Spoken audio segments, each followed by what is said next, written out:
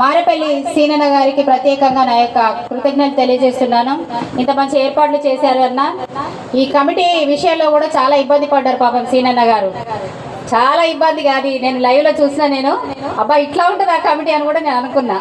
కానీ ఇలాంటి కమిటీ అనేది మనం సక్సెస్ఫుల్గా ఏకగ్రీవంగా ఎప్పుడైతే జరుగుతుందో అప్పుడే మన అంబేద్కర్ గారు అనుకున్నటువంటి ఆశయాలను మనం నిలబెట్టిన వాళ్ళం అవుతాం. అంతా ఎందుకు మనకి ఇంత ఆరాటం? ఇప్పుడు లేరు అంతమంది. ఆ రోజు కనిపించినటువంటి కమిటీ మెంబర్లు 150-200 మంది ఉన్నారు. ఆ 200 మంది ఇక్కడ ఉండే ఇంకా సభ ఎంత సక్సెస్ఫుల్గా జరిగేది చెప్పండి, ఒక్కసారి ఆలోచన చేసుకుందాం.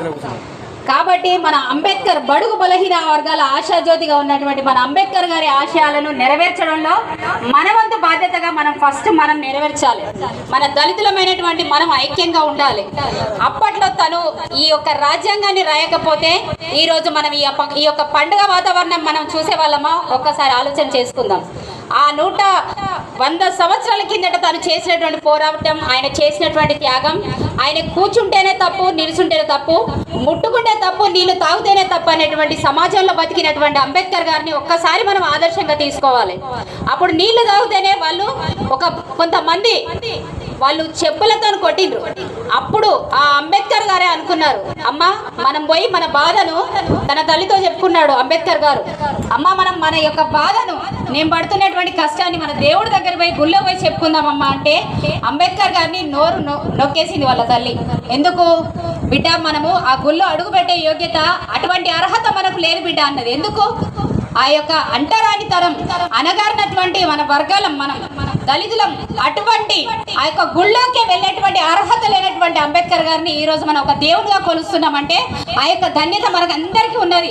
ఆ దళితులుగా మనం ఉన్నటువంటి ఆ యొక్క బాధ్యతను, ఈ యొక్క పండుగను మనం ఎంతో ఐక్యంగా జరుపుకోవాలి. తను చేసినటువంటి పోరాటాన్ని మనం నెమరు వేసుకోవాలి. సంవత్సరంలో 2 సార్లు వస్తాయి అంబేద్కర్ గారి జయంతి కానీ, వర్ధంతి కానీ, ఇంకా పూలే గారి వర్ధంతి జయంతి కానీ, ఇంకా జగ్జీవన్ రావు లాంటి వర్ధంతులు జయంతిలు కమిటీలు చేసుకుంటాం, సంబరాలు చేసుకుంటాం, మనం ఎన్నో ప్రోగ్రామ్స్ చేసుకుంటాం. కానీ వారు చేసినటువంటి త్యాగం, వాళ్ళు చేసినటువంటి పోరాటం మనం ఒక్కసారి నెమరు వేసుకొని వాళ్ళు చేసినటువంటి పోరాటంలో ఒక పావుల వంతు మనం చేసేది ఉంటే మనము ఒక ధన్యులంగా మనం చెప్పుకుంటాం. మనం ఒక దళిత కుటుంబాల్లో పుట్టినటువంటి మనము ఒక గ్రేట్గా ఫీల్ అవుతాం. అప్పుడు ఆ యొక్క అంబేద్కర్ గారి ఆశయాలను మనం నెరవేర్చుకుంటాం. మరి ముఖ్యంగా మహిళల కోసం పురుషులతో సమానంగా ఇక్కడ స్టేజ్ మీద కూర్చున్నామంటే మేము చాలా గ్రేట్ కదండి.